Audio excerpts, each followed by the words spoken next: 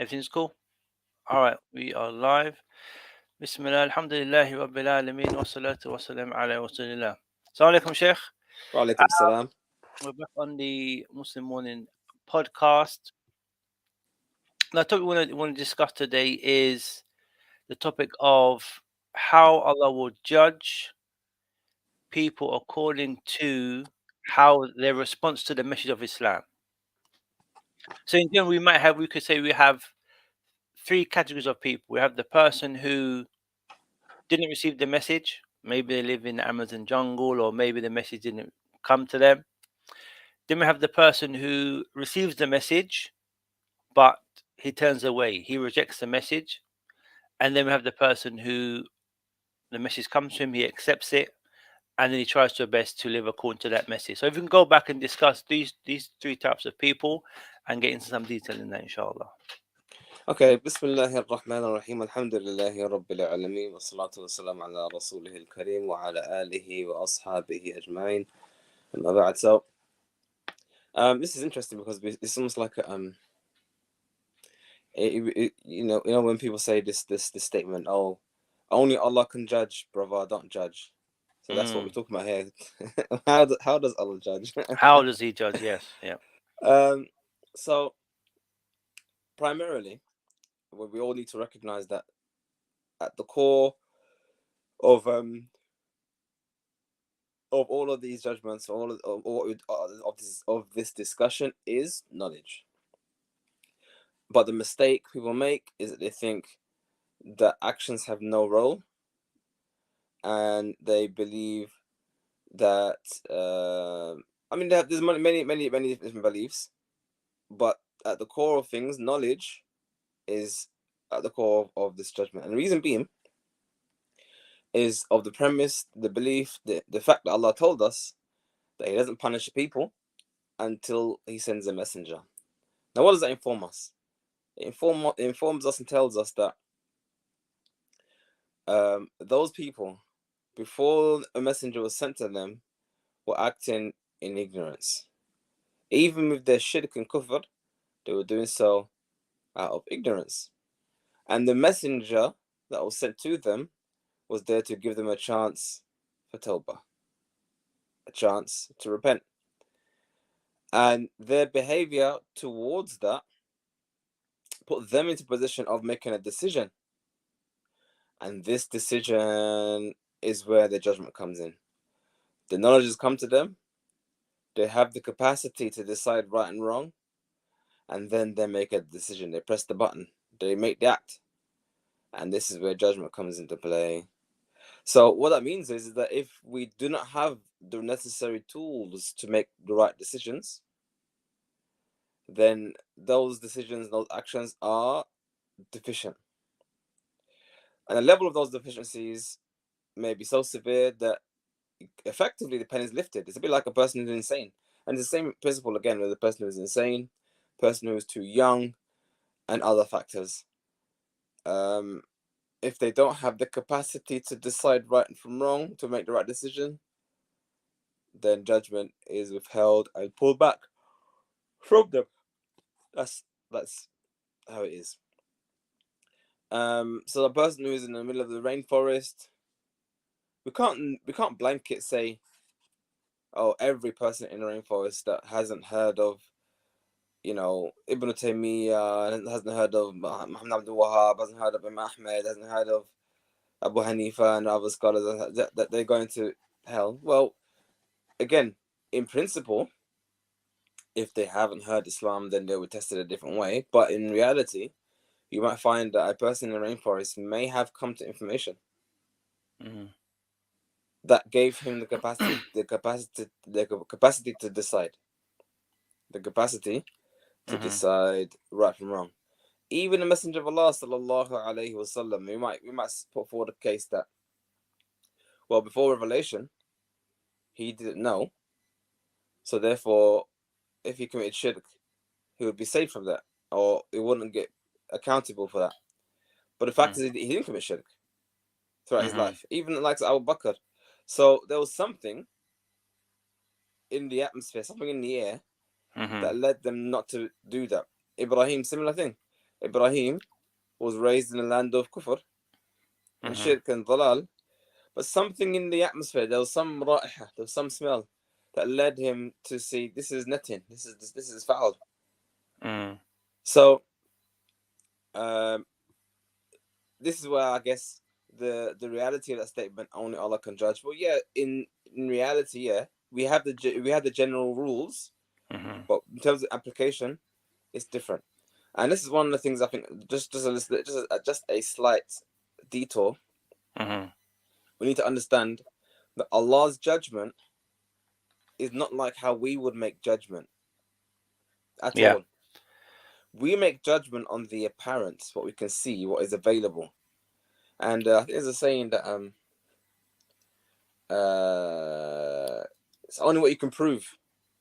It's like you want to take someone to court, and you want to, do X, Y, and Z to them. It's only what you can really prove that matters. It doesn't matter what actually happened. It's only what you can prove that happened. Mm.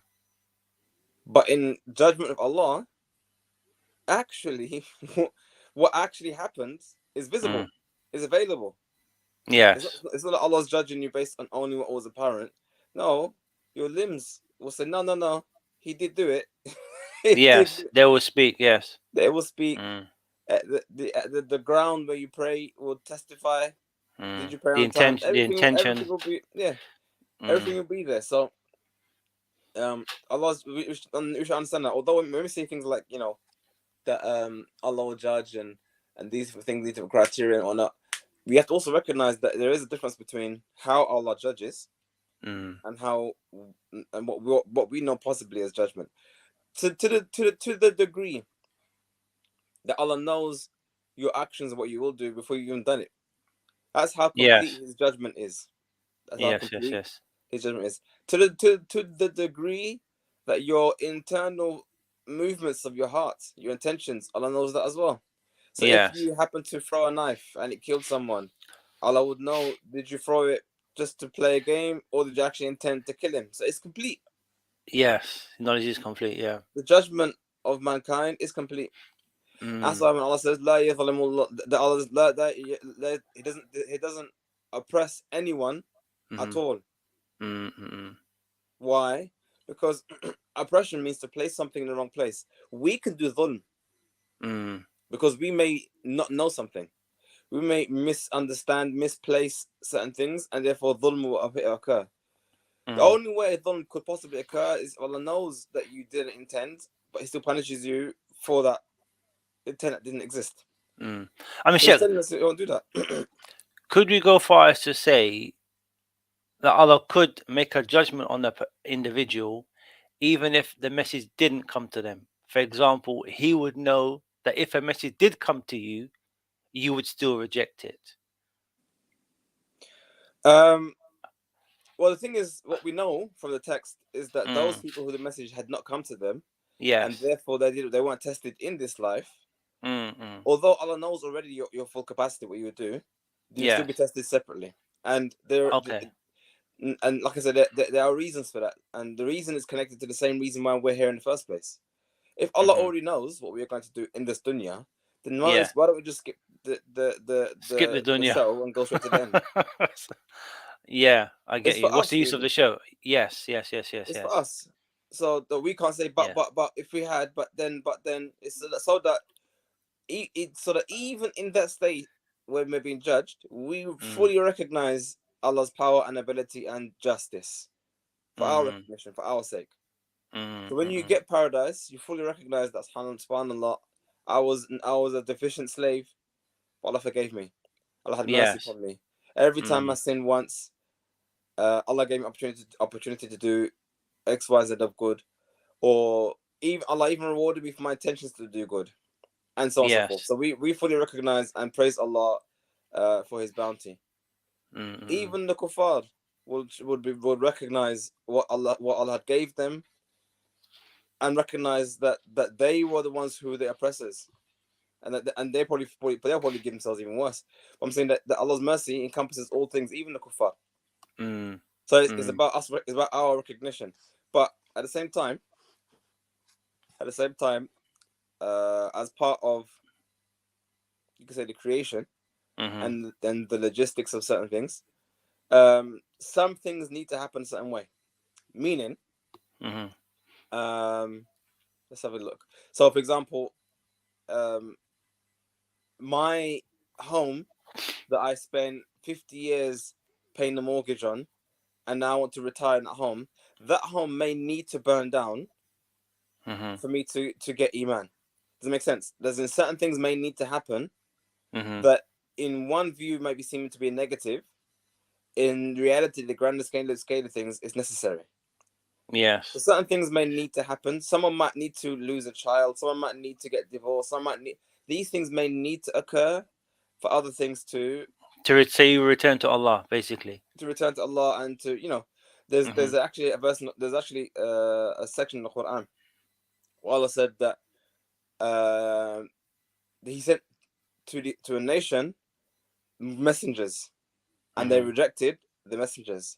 So He afflicted them with بَأْسَاءِ وَالضَّرَّاءِ لَعَلَّهُمْ يَتَضَرَّعُونَ. He afflicted them with harm in their body, in Mm-hmm. their person, and in their wealth, Mm-hmm. so that they would return. Mm. So actually, the punishment that they received was Yes. actually a rahmah, a Yeah. mercy, I so that mean, they may return to Allah. But when yeah. they didn't listen to this punishment and they persisted in their Mm. obstinance, Mm. then Allah opened up the dunya to all forms of pleasure. That was Mm. the real punishment, the pleasure. Okay. Made them forget. Made them forget. And it said until they forgot all of the previous ills that they had. So they Subhanallah. reached the pinnacle of thinking, yeah, we have made it. At that Mm. point, the collapse occurs. Mm. That's why the companions, I think I mentioned it before, that's why the companions, they used to be worried about al-istidraj. That's what it's called. Istidraj. Istidraj is like you take someone, it's like there's a guy, you hate the guy. Yeah, you want to kill him. Mm-hmm. You want to kill him. So you say to him, brother, long time no see, man. Let's hook up, man. Let's get together. Let's have some food. Where are we going? Yeah, we're going to this nice restaurant. Where they got the food is amazing there. The drinks are amazing there. Let's go, man. Cool. Mm-hmm. Where is it? It's in this building. Come, let's go. So you go to the building. You're going up the stairs, first floor, second floor, third floor. Bro, where are we going? Bro, we're going to the roof, man. Don't worry, man. This has got a nice view. The sun is out. Yeah, wow, you're gonna love it. And when the man's struggling, he's now on the 25th floor, 24th, 26th floors, 27th, on the 30th floor. Once man reached the 30th floors and he's on the roof and he looks at the horizon and he's so amazed by the view. I said, bro, this is magnificent. And at that moment, you push him off the off to the side, Astaghfirullah. and then he and then he claps to the ground. Why? Because you wanted the highest peak, so that the fall you can feel every floor he passes going down. You can feel the descent before he Mm. smack on the ground. That's the stidraj. Mm. And so the Sahabis used to be worried. Subhanallah, so and so is coming to so much wealth. Yes. لَعَلَّهُ يَسْتَدْرِجُ. Maybe he is being raised up for the fall. Mm. And I don't want to say that I attribute that to nations and states today, but if you just look at the past, Mm-hmm. like Rome and all and Persia and all the previous nations, they had a similar thing. Mm. They excelled, the economy grew, they become unstoppable, and they began to indulge themselves in indulgences up Mm. until the collapse occurred, and the collapse is Yes. brutal. Mm. Even Now, Muslims. yeah, I was just thinking, how amazing we are that when we're in a tight situation, people are ill, people are in a, I saw a video of these passengers on the airplane that's going through turbulence. People are praying, and obviously when they reach to sakina, reach to peace, and that they forget God and they just carry on their business. Like, we need this reminder, we need this illnesses and these fitness and these trials to wake us up. Otherwise, Yeah, we that's just what this carry, is carry why on in this it's life heedless. complicated. It's very difficult and complicated to define something specifically as being bad. Even Mm, myself, I don't. Well, at least I try.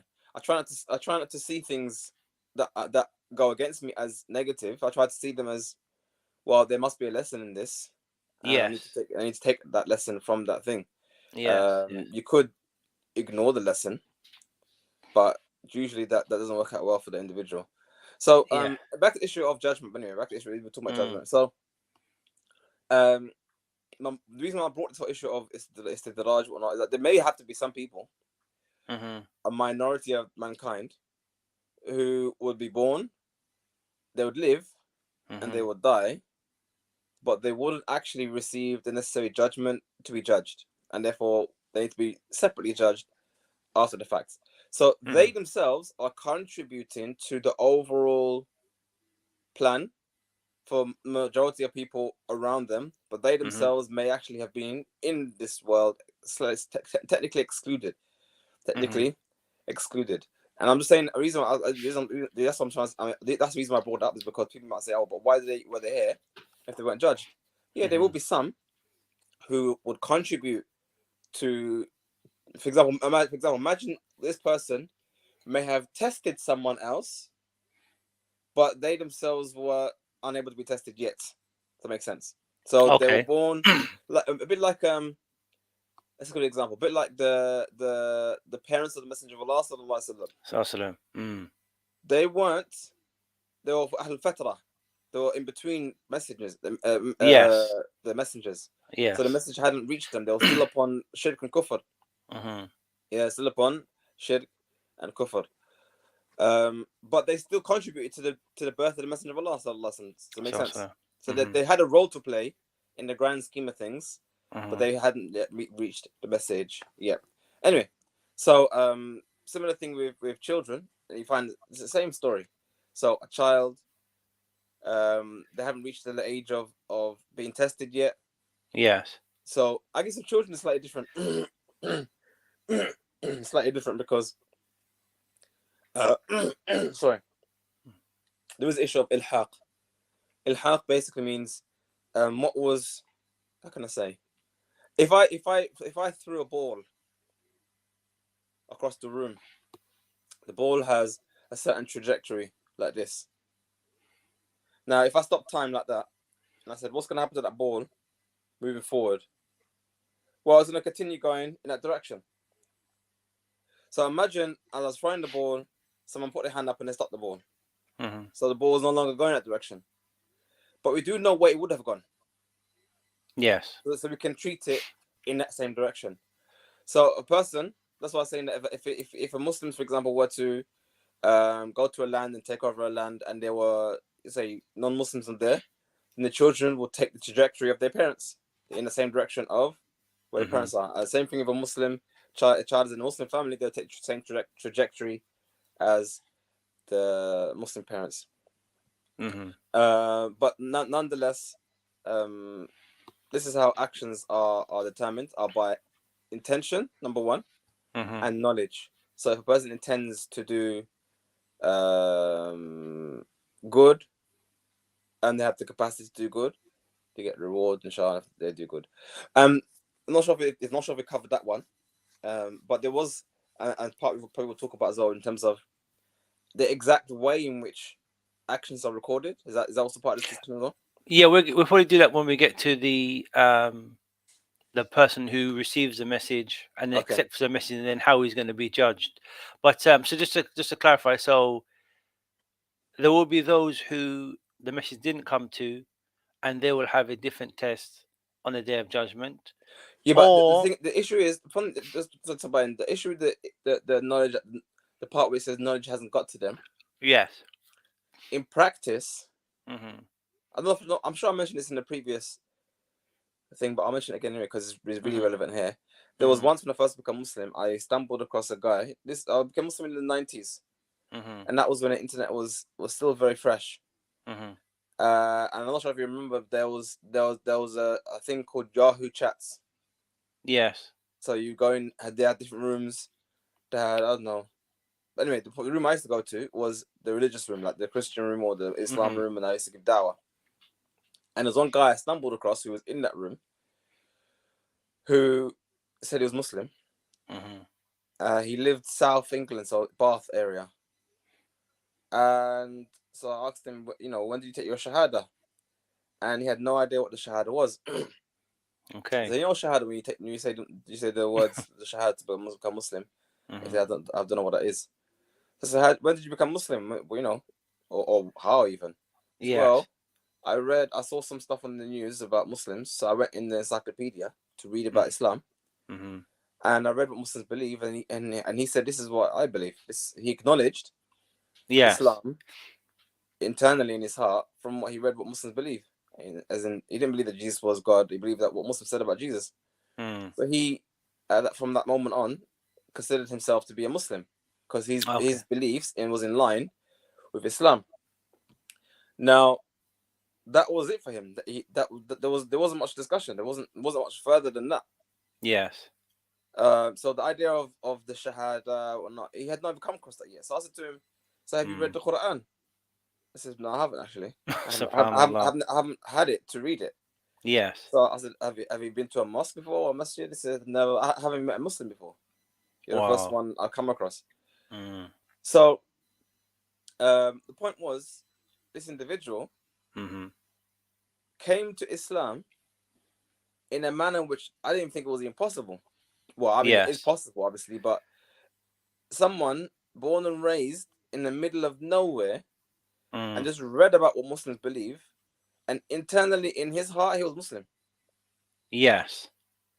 So if And what that person you're had not, saying that will be accepted with Allah. yeah, 100%, he So had so if you submitted. give, yeah. Okay, I But the thing got is, you. He said that. there's difference in this life and then after. So in this life, Mm-hmm. if he was buried and none Mm-hmm. of us knew he was Muslim, he would be buried as a kafir. Yes. His name would be John, whatever, John Christie. Mm-hmm. In as far as you know, he's a kafir. Yes. His kafir relatives would inherit from him and whatnot. I said, but in the hereafter, I mean, when he meets Allah, I'd be like, yeah, I finally His met heart's you. yes, yes, yes, yes, He's yes. already submitted. He believed, Mm. although he had no shahada, he had no salah. He never prayed a single day. He didn't Mm. know. Mm. So that actually happened actually during the battle of Tabuk. I think it was Tabuk. No, Mm. it was just after the battle of Khaybar. There was a person who came. He accepted Islam, joined one of the battles of the Message of Allah Sallallahu Alaihi Wasallam, was Shaheed. And the Messenger of Allah made a comment that this person, he accepted Islam, died as Shaheed, didn't pray a single salah, and it was just Mm. indicating about how this person literally came into Islam, bang, is in Yes. the most purest sense, as in all the sins wiped away, then dead. That's it. Mm. Khalas. Mm. Mm. So it can happen. So But is this there a individual was ajib that. But the point was, sorry, the point why I mentioned this was, if this person mm-hmm. could come to Islam in that state, then it's very, very possible Mm-hmm. that a person would die upon kufr in the same state, meaning that the message had come to him. He had the choice. He could have Yes. known, but he chose differently. This guy chose Islam. He chose correctly. But there are many people who chose other than Islam. So it's not the case that you have to have a da'i come to you, bring you the hujjah. If what he read about Islam was enough for Iman, Yes. Mm-hmm. then others would have equally enough for them to make the right decisions. Mm. It's just that that's why the idea of not the message not coming to them, it's actually a very extreme circumstance. There may be certain things in their lives that could be sufficient as a hujjah, could be Mm. sufficient as a hujjah. And like I said, even look at Ibrahim. Ibrahim understood kufr on his own. Yes. Yes. So Um, this is what I was gonna say. Like there could be a case for someone who is like is Hanifian. Like for example, he wants to worship Allah alone, yeah, but maybe for example he's not convinced with what deen he's on. He's heard a bits and pieces about Islam, but he's not sure. He's still searching. Oh God, guide me. I want to worship you alone. This doesn't seem right. That doesn't seem right. If I knew the truth, I would worship you. Like his Hanifi searching. yeah, If someone dies in that situation, obviously on the zahir, on the apparent, he will die non-Muslim, but then he could be resurrected, and yeah, your heart submitted. Uh, yeah. I, Because remember, mm, the think about it this way: we might be looking at him, thinking, "Well, he didn't pray, he never fasted, he never did Hajj or any kind of stuff." But that's because he never knew about it. yes. It's not because he never had iman. It's because Mm, just because he never knew about it. Mm. And this is what I'm saying, that in terms of, this is part of a belief that all Muslims must have. Mm-hmm. We can never ever condemn someone to hell Got you. because we don't know their hal. Just like we Mm. can't condemn someone or prescribe someone to be in Jannah because we don't know their Don't know hal. the hal. We don't They know the might look like they're batin there. Muslim, they might Mm. pray, but we Mm. actually don't know their hal. We still make dua for them and we hope best for them. But we can't Mm. say that this is what's happening because we don't know their hal. But we're talking about hypothetically speaking. Mm. Hypothetically speaking, it is possible that a person may genuinely have an excuse for their Mm. kufr, and therefore they'll be tested and they'll have other excuses elsewhere. But that doesn't mean, the Mm-hmm. point what we got to highlight here, that doesn't mean that just because they lived in the rainforest, that they are definitely ignorant. That's the Mm. point. So yeah, we can make a scenario that yeah, in the rainforest, Islam had to come to him, all that stuff. We can make that Mm. claim. Yes. That scenario would necessarily lead to a level of ignorance that will give an Mm. excuse, Mm. but we still can't say definitively he Mm. will be tested differently because he may have come across something Mm-hmm. that led to that. It might just Mm. be pure fitrah. Maybe his fitrah just wasn't corrupted enough to justify what he did, and Yes. it makes sense. It could be lots of things. Yeah, I mean, just say someone's in the Amazon jungle. I don't know why we always refer to the Amazon jungle like it's some special place, but if this person, say Islam didn't come to him, but he's on the region of his forefathers, and the region of his forefathers, they were idol worshippers. Yeah, spirit All right, worshippers, animal yeah. worshippers. Yeah, So he's there worshiping the tree, and that's all he knows. All yeah, right, that's normal for him. that's normal for him. So he might Yeah, say, "Well, Islam didn't come to me," but he yeah, wasn't on the fitra. He wasn't on the deen of Ibrahim. He wasn't Hanifan. Do you get what I'm saying? yeah, He didn't say to yeah, himself, "Now worshiping this idol is foolishness. If I knew how to get to God directly, I would worship him." He didn't have that intention. He was maybe happy yeah, worshiping that tree. Will he have yeah. an excuse?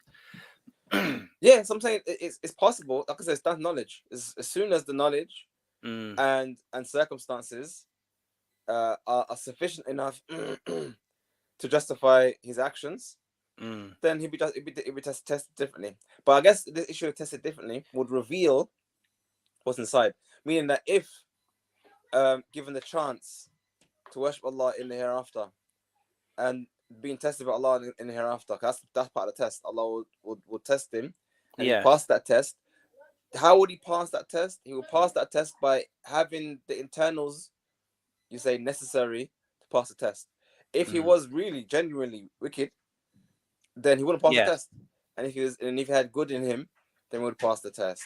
So Yes. it's Yes. down to the knowledge Mm. of the time. So Mm. somebody say, what do you mean had knowledge? So if you stood in front of Allah on the day of judgment, and the creator of the heavens and the earth that you recognize and see as the creator of the heavens and the earth told you to do something, and you arrogantly said no, Mm. then you failed the test. You And if failed. you recognized who Allah is and you obeyed, then you passed the test because that's what you submitted. Um, it's funny because we assume, this is ironic, we assume that just because you know that Allah exists and you believe that you would submit. But I would put forward a case that that's not the case. I met someone. This is a few. This was back in 2011. Yeah, it's about a decade ago now. Mm-hmm. I was walking home, and I saw two kids, one Somali kid and another kid. So the Somali kid said to me, "Oh, brother," he saw me in a thobe and said, "Brother, could you help me with something?" I said, "What's that? What's going on?" My cousin here, he's from one of the Scandinavian countries, I think Norway or Sweden or whatnot, and he's my uncle married a Scandinavian woman, and that's where he come from. He was very light skinned, hence why he's his cousin. He was funny. Anyway, they said that he needs some advice. Could you advise him, please? As in religious advice. I said, what's the problem? How can I help? So it turns out that this guy, his cousin, was a Satanist. Oh. I'm like, eh? He said, yeah, I believe in Satan. So I said, believe what about Satan? What do you believe? We believe in Satan. I mean, I believe that he exists. What do you mean? I don't. I don't believe in Satan. That he exists. You believe he exists? So what's the problem? I don't get it.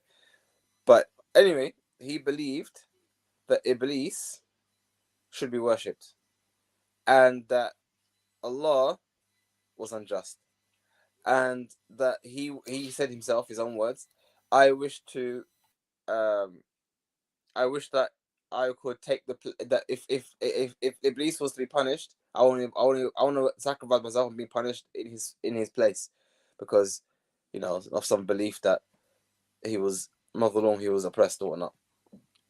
So this is a guy who actually knows that Allah existed or exists, and recognizes that Allah created everything, including Iblis, Mm. but still disbelieved.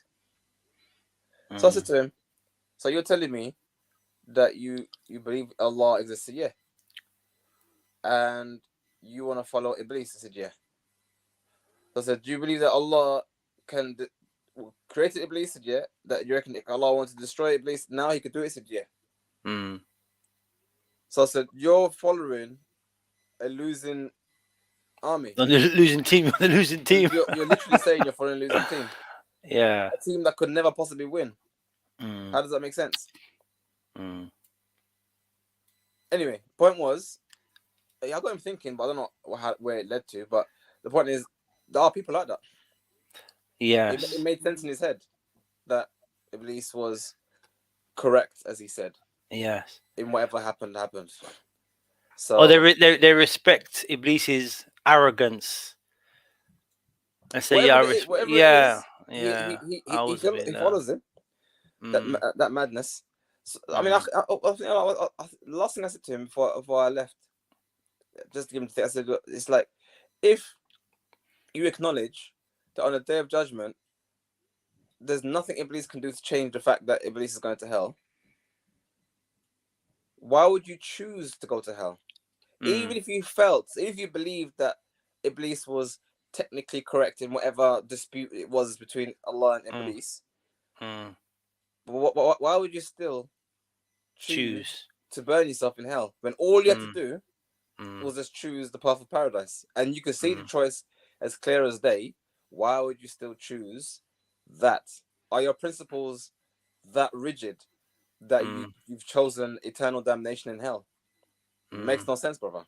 Mm. Mm.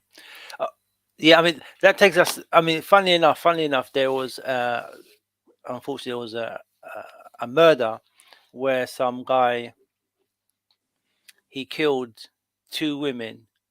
I think there were two sisters in a park, and the reason why he did it was that I don't know if it's from Satan worship, something like that. If he was to kill these two women, then Satan will give him the world, will give him riches. Do you get what I'm saying? Like people are really on this thing where Oh yeah. they have belief in Satan that if we do certain acts, then I'll be given the world. And this kind of leads us into the second category of people, those who the message comes to, it comes to them and they reject it for the sake of the dunya, for the sake of the world, for the sake of, they don't want to submit. How will their situation, how is the hujjah kind of established on these guys? Well, it's in the description you mentioned. Mm. They had the choice. They made the incorrect choice, and therefore they have to bear the consequences of that choice. Mm. That's literally it. So Mm. before, if they're on the first category, message has come to them. Here, there, maybe not sure, but then the message came to them, and they literally chose kufr. If they died in that position, that state, then that Mm. is what they chose, and Mm. that is the whole purpose of creation, is to give us the capacity, give us the chance, opportunity to make that decision. Give us the opportunity to make that decision. Once you've made that decision, then you can't you can't Mm. make any excuses. Oh, I didn't know. You knew. You made a Mm. decision, and that's why you are where you are Mm. now. Why would someone do that? I mean, that used to baffle me, because Yes. I mean, when I was younger, I was a very probably still am, to be honest, a very straightforward person in terms of If something was logic, if 1 + 1 = 2, then that's just how it is, kind of thing. I mean, I might like one, I might hate two, but that's just how the equation goes. That's just basically how I saw the world. So for me, to have someone look at 1 + 1 and write down 3, it never added up to me. I felt I always make excuses. Think, wait, there has to be something I'm missing here. Am I missing? Am I forgetting to carry the 2, or am I forgetting I don't know what's going on. And then I think it took me years to acknowledge that some people just choose that. Mm-hmm. It could be emotional. It could be family. Maybe it's family. They don't want to reject family. It could be social issues, social pressures. If I become, I mean, we have to. I mean, Ismail, you're a revert. I'm a revert. We know firsthand when you accept Islam how that affects your friends, your family. Yes. Maybe that stuff is more important to you than the hereafter. Than Yeah. People, I mean, just think of it this way: if someone can know what happens when people take crack and cocaine and heroin, and they still see take the it. slums, people in the streets literally mash up dead, not dead, but mash up high on this stuff. They see that, but yet they still want to try it out. People, it can happen. People can do those kind of things. I mean, it's not unusual. For example, we see that we have women who see these celebrities. They know that these celebrities, they sleep around, they go to concerts, and they have all these groupie women come to them, and then they invite to the hotel room, and then they sleep around with probably hundreds of women in their lifetimes, and they still want to go and hang with them. It's possible. It's possible that someone is basically, the point is, it's possible for people to act destructive. They can do things that is quite clearly and manifest destructive to them, but they'll still do it. They know that they've gone out far, about an hour's drive from home. They go out to a party. They know the risks of drink driving, and they still drink. Drive. Yes. So it's not that it's irrational. It's not that it's irrational to think that human beings will act irrationally and do things that will harm themselves ultimately. They definitely will, and they definitely do. So the only things that we have to, the only thing to do really is to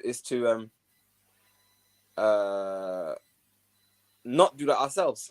So it might seem confusing. Why would someone do that? But don't ask yourself the why. Just acknowledge that it does happen. You know this. I mean, just look at the idea of what's happening now in world affairs. Now we have countries going to war with other countries. Yes. We know Russia knew that if they did something like that, they're going to get sanctions and repercussions, and it's going to harm them financially as well. Yes. But they still made a decision. Maybe they feel they'll be better off than whoever. Point is, it will happen. We know it will happen. People just do things as it. But go on. No, I was going to say that the responsibility of having free will, like this is what mankind know. We have this free will to choose. Either you're going to let the truth be your guide, like, okay, as you said, taking crack is going to mash up. I ain't going to take it. You've got the free will to say, you know what, child, I'm going to take it anyway. Like, it's a big responsibility that maybe you might say some people can't handle, or some people, they allow their desires to overcome the reality or the truth. They're not. You might say they're not strong enough. They're weak. Is that weakness a flaw? Like, no, I can't come to Islam because I might lose my wife or I might lose my job. Is that seen as a weakness? Would you describe it as a weakness? Well, I mean, if the descriptive word Ahl al-Hawa, the people of desires, is a derogatory term in terms of defining that they are weak people, that their desires are more important than their intellect. That's important, because that does define their problem. But they follow the desires over what is rational, and that is essentially what has led them to be the people of hellfire. I mean, if they died in that position. So basically, if you say why, why would you say someone deserves hellfire? Because they are wretched. It is something within them. Hence why when Allah goes to judge certain people, they would say, "Send me back to this word, and this time I'll make the right decisions and I'll worship you." And Allah tells them, "If I were to send you back, you would only do the same thing you did before," meaning that they are fundamentally wretched. There is basically, if there was something good within them, it would have led them to Islam, but it wasn't, which is why they were led to disbelief. Which brings us back to the first point of the discussion about those who the message hadn't got to them. If they are tested again in the hereafter, the reason why they would pass that test in the hereafter is because there is something in them that would have led to Islam in this lifetime. And if they failed in the hereafter, it's because there was something wretched within them that would have prevented them from Islam in the lifetime. So it's not that the test would be any different for them there in the hereafter as it is today. It would have been the same result. There's something within them that led to that. This is why we need to ask Allah for guidance, because when I say ask Allah for guidance, we need to ask Allah to place within us that which leads to the haqq. Yes. It's not the fact that just because the haqq is in front of me that I would choose it. There needs to be something within me that leads to it to be chosen. I mean, what comes to mind, obviously you've got the people who you might say they have a weakness in their hawa, their desires is what that's what runs their affairs. And then the other side, as you said, you have the Satan worshipper who says, no, I'm down with the devil, I'm down with him, I'm choosing this way. You might say that's now arrogance. That's now where I say, no, I'm making a positive decision to go to hell. And that's just crazy. You might say that's not weakness. I mean, what it is, I think it's how can I say? I would say it is basically there's mankind, and within mankind there are going to be multiple different versions of the human being, and they're going to have different characteristics, features, and circumstances. And some people are just destined to be in the hellfire. Yes.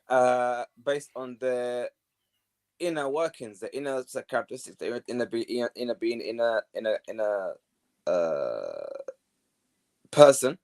It's just that they are Ahlul Nar. As Allah described them, they are the people of hellfire. Hence why we can say that they deserve the hellfire. Whoever dies upon this belief and Allah judges that they are people of hellfire is because they deserve to be there, because that's who they are, the people of hellfire. And I think what's the only thing to really think about here would be like there's been this thing which has been, I've noticed it a lot in modern media and discussions and whatnot, so what's been produced by the kuffar, is this idea that it wasn't their fault. They were wicked, but it wasn't their fault. And I feel that this is kind of a way in which society is trying to justify its degradation, its collapse. We all know, we sit here, we witness around us that this society is dying, man. It's falling apart. Yes. It's falling apart. Even the kuffar witness it themselves. I watched a podcast the other day. These two non-Muslims discussing about society and whatnot. Bruv, their eyes are wide open, man. They know it's falling apart. They see how things have been polarized. People are becoming more extreme on other sides, and what they see, it's madness. They are fully aware, without us having to tell them anything. It's going to. You know what I realized today is it's very difficult to discern what is truth. People are lost. How does the general public discern what is truth? You can't sit in the front of the TV and take the TV and what you hear on news and newspaper as truth. It's crazy. It's crazy. Well, the thing is, people are confused. I think people are really confused. There's a lot of misinformation. That's misinformation. There's a lot of misinformation out there, but it's always been that way, though. I do contest with people a lot about this thing when they say, you know, the TV and the internet and all these new things. There are new mediums, but everything's the same. If anything, you could even make the argument that things have actually improved. As in, back to the rainforest guy. what other avenues of truth do he have other than his forefathers? That's like literally watching one channel only for your whole of your life. Yes. Whereas Yes. today Yes. we have the capacity to search on YouTube and find all sorts. But I'm saying the fact that we have multiple channels. Just say, for example, this guy, he's got his father. Just say that guy in the Amazon jungle, he's got his father's religion, and then I don't know. Just say a monk comes walking by. He's got two channels, but now we have 50,000 channels, all with different messages, different shades of different messages. Is that not a worse situation? Because in order to get to that one truth, you got to go through 50,000 different channels or I don't 25 think different so. channels. I don't necessarily think so. I mean, this is an opinion, obviously. I don't know. Because now they say there's like information overload, too much information. There's Islam, and then there's this shade of Islam, that shade of Islam. Then there's rebuttals, and then there's arguments, and there's this and there's that. Like I think that doesn't make finding the truth harder. Definitely, we can say as time goes on, it's harder to hold on to the truth due to the effects of the dunya and the spread of riba and the spread of evil deeds. It's definitely harder to maybe stick to it. But has the truth been clouded by misinformation? Again, I can only give my subjective view on this one, and the reason why I can't move beyond that is because I studied in Medina, and we studied the tools to analyze evidence and whatnot. Then when I look at the noise, which is what you're talking about, if you look at the noise, yes, I can see through a lot of the noise. Yes. Your question is, how about someone who doesn't have the tools? Can he see beyond the noise? And I would say yeah, because we still have Muslims, also people coming to Islam in large numbers. That hasn't stopped. Yes. So even with this information overload, we still have a lot of people coming to Islam. So I don't know if that's the case. I mean, for example, if I compare now to the 90s, the only way you could really learn about Islam is if you walked to an Islamic shop and bought a book. Yeah. Or you saw a Muslim guy on the street with a dawah store and you went to talk to him. Besides that, it was very difficult to find the truth. Today, I just get my phone and you get it, and I've got durus. So I don't know if it's Yeah. worse, but I can say that it's always this misguidance has always been around us. But it has never been an excuse for misguidance. It's the truth, because meaning if you have good in you, you will recognize the good. I mean, you could testify yourself. I could testify myself. When Islam came to us, there was something, brother. There was something that we recognized. It was like a friend that was like, wait, I'm sure I know you. There's a brother called he studied with me in Medina. He graduated, Khalid Barry. He's talked about it. He's got a podcast interview. He mentioned about his dad. His dad became Muslim. He was raised a Muslim, but his dad and his mum became Muslim. They're from Irish background. But his dad, before becoming Muslim, was a Hare Krishna. He went to become a Hare Krishna Hindu. Wow. And his dad said that even then, when he embraced the shirk of the Hare Krishnas, whenever he would meet Muslims, he would behave differently. He wouldn't give them his Krishna, his new Hindu name, and he would almost kind of hide that his embraced religion, almost out of a sense of shame. Yeah. As he described it, and he had a lot of respect for Muslims whenever he met them. So there was something there about Islam that made him behave differently to a Muslim, that he recognized that actually at some point in his life he thought to himself, wait, you know what? That was it. It was something. He went to Germany to do the Krishna da'wah, and he came across a white guy, because he's Irish white guy. So he met another white guy, and his white guy asked him a question, which made him think now about Islam. He said, in your religion, how do they embrace people of darker skin color, as in black people and whatnot? Are they welcomed within your way, whatnot? And he, because he had been to India, been to their temples, whatnot, he's seen black Krishnas and how they've been, not Hare Krishnas, and how they were treated, and he recognized that they're not really embracing Islam. You ask them how many Arabs are in your way, and how many Turks are in your way, and how many other people are in your way, and he recognized that there was inherent problems in his way, and it made him think about that. And he found that this guy was Muslim, and then he started to explore Islam, and eventually accepted Islam. But the point more I want to mention here was that before all that conversation, there was something about Islam he recognized in his soul, and this is where the test is real. And I don't believe that really is. I mean, you can have extreme circumstances where you have a genuine excuse, but that's extreme. Even with sensory overload or kind of stuff, for it to be a genuine excuse, I don't know about that, man. I don't know. I mean, for example, imagine you're an American Christian. All you hear is Muslims are terrorists, Muslims are this, Muslims are that, blah, blah, blah. CNN, Fox News telling you all this kind of stuff about these Iraqis and blah, blah, blah. And I know Ibn Taymiyyah mentioned that a Christian who lives his life a Christian and all he sees Muslims is just killing and pillaging and blah, blah, blah. That they may have an excuse Yawm al-Qiyamah, and I get that. And I get that, and I acknowledge that.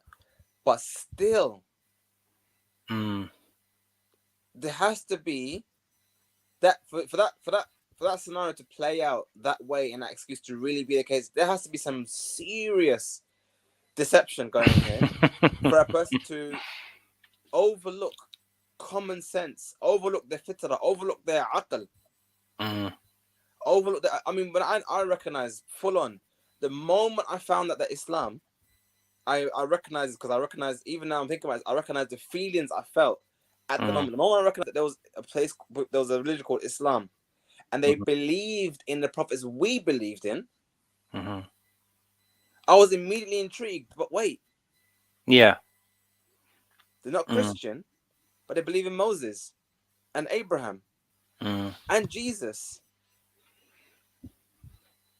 Bro, that for me, the message come to me. The gauntlet was laid now. It's up to you to figure out who these people are. You can't just ignore that fact. That's not something you easily ignore. I mean, how? I mean, people might. On top of that, there are billions of people across the world. You have the whole of the Middle East. You have the whole of North Africa. You have the massive swathes of the dunya are Muslim, and you're gonna ignore all of that and stick to Christianity, knowing that you are the same, as in they are Jews looking at you, and he said to you, why don't you look at Christianity? I mean, Jesus was one of you guys, and he came in a message. I mean, how can you ignore the message that came? Yeah. So Christians have no. Anyway, I'm just saying that the excuse can exist, but it really is an extreme circumstance. It really is an extreme circumstance, and I wouldn't suggest that the large majority of all these people have a genuine excuse. But that depends on the whole discussion of either bil-jahl or excuse of ignorance, and that is a very difficult topic to because basically the question is, at what point is an excuse, and that's a really big discussion. I don't think there's a real conclusive evidence to that one. I mean, some might say, look, you've the evidence has come to you, the Quran was recited to you. You can't just ignore that stuff. I remember the first time I read the Quran, just reading it, non-Muslim. Bro, the words, it was like a punch in the chest. And I can't, and this was before I was actually fully convinced of Islam. So we can't just say, and this, and by the way, this is another thing as well. You will notice when you're giving dawah to a Christian or a Jew or whatever, when you say to them, let me read to you some Quran, they will stop you actually. They don't want to say to you, no. Yeah, don't. Why would they stop you? In case it It's affects their because heart. they understand, but they recognize that once that happens and they see it, they can't turn back. They want to maintain the ignorance, and that's another problem as well. That's called i'rab. I'rab is the willingness to turn away from the evidence. That's not an excuse either. Yes. I see the truth over there, but I'm never going to look. Just in case it's truth, I can't have to give up everything. There's a good example. Have you ever met people who when they get red letters, they don't open it? Yeah. That's i'rab. They don't open it because the moment it's open, the truth is now revealed. They can't deny it anymore. They can't say they didn't know. They see the letter, they see BT or whatever gas company, whatever. They see the letter, and they know just straight to the side. that it just bill up. They got 2, 3, 4 letters. They ain't open any of it. Why? That's i'rad. They've got a natural tendency for i'rad. They've got a natural tendency for turning away from the truth. That's also not an excuse. Yawm al-Qiyamah. You willingly turned away from learning. You can't say, "Oh, I didn't know." That's what I'm saying. Not knowing isn't enough. There are other circumstances that may come into play. I'rad is one of them.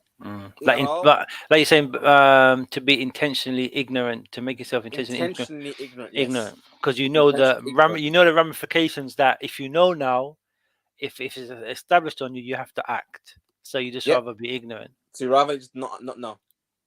You just turn away, and people are like that. And reason why, again, it's a decision they make. It's this decision that I can't deal emotionally with the potential outcome, so I just won't deal with it. If so that's basically saying, even if I did get the truth, I can't change my whole life. I'm not going to submit, so don't even bother telling me in the first place. Done deal. Yeah. They're trying to lessen the blow, and that also is rejecting the truth. Rejecting even knowing the truth is rejecting the truth itself. So that person won't have an excuse either. Yes.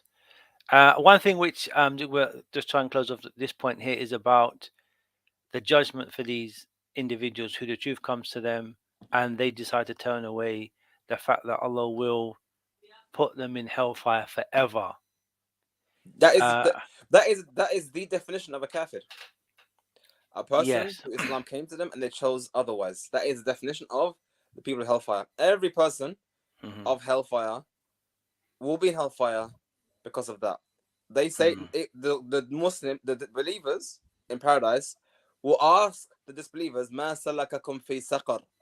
What led you to hellfire? And they themselves will testify the reasons why they got to hellfire. And they will say because they didn't feed the poor, they didn't pray the salah, they engaged in useless speech, and they didn't believe in the last day until death came to them. So they will acknowledge themselves why they got to hellfire. It's not something which is ambiguous. And there's no scales for them. Sorry, there's no scale for them. There's no weighing of deeds. They don't have any good deeds, irrespective. They will Teresa's. Okay. They will have a way in judgment, because obviously there's just like paradise has different levels of height. Yes. Darajat. Hellfire has darakat, different levels of going down. So daraka are levels going down, and daraja are levels going up. So a person who's done really well in his life will have a higher station and greater reward in paradise than a person who just did just about the bare minimum. But this believer will have levels going down, increasing different punishments in the other direction. So a devout Christian who stayed away from fornication, stayed away from usury, stayed away from murder and theft and even lying, won't be punished as bad as someone who did all of that, all the above, and all disbelievers. Got you. So Mother Teresa will be better off than maybe Hitler, you could say. Oh, definitely. Well, again, we don't know. It's on hereafter. That simplistic way of judging, on that simplistic way of judging, we don't know. For all we know, Mother Teresa was in it with him. We don't know what happened.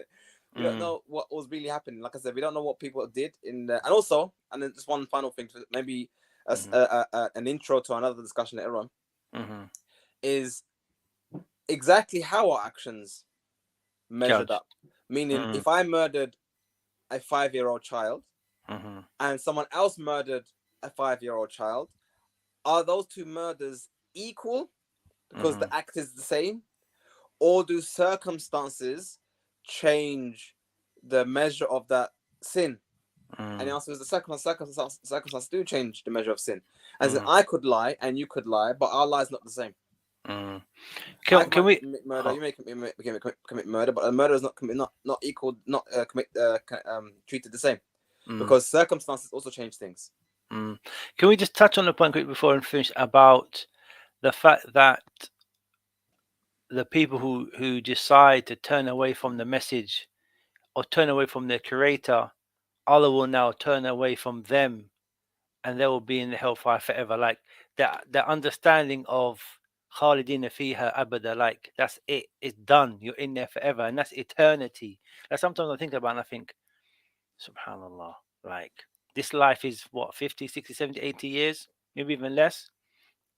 And for that, they're willing to throw away their hereafter and be in the hellfire forever. Like if we can just finish on that note. Bruv, that statement I said, that accidental metaphor I gave earlier on is most applicable right here. Mm, It's that red letter, bruv. They didn't want to open until bailiff come to the door. mm, That's mm, literally it. The red letter until bailiff came to the door. They didn't want to open the letter. They didn't want to make the right. They didn't want to pay the bills. They didn't want to do anything like that. So when the bailiff comes, mm, there's no one to blame but themselves. mm. Done. That's it. Same thing with the hellfire. When it comes to, the thing is, we as human beings can't even imagine infinity. It doesn't even it doesn't even add up mathematically. Mm. We struggle to understand how black holes behave because essentially infinite density and whatnot.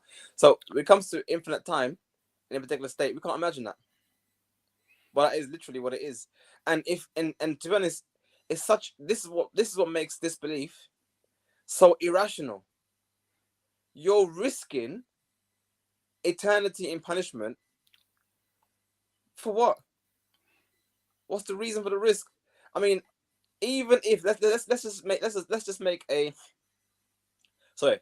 I'm gonna repeat to you the same argument given Mhm, to one of the family or the individuals around Fir'aun. mhm, وَإِن يَكُ كَاذِبًا فَعَلَيْهِ كَذِبُهُ.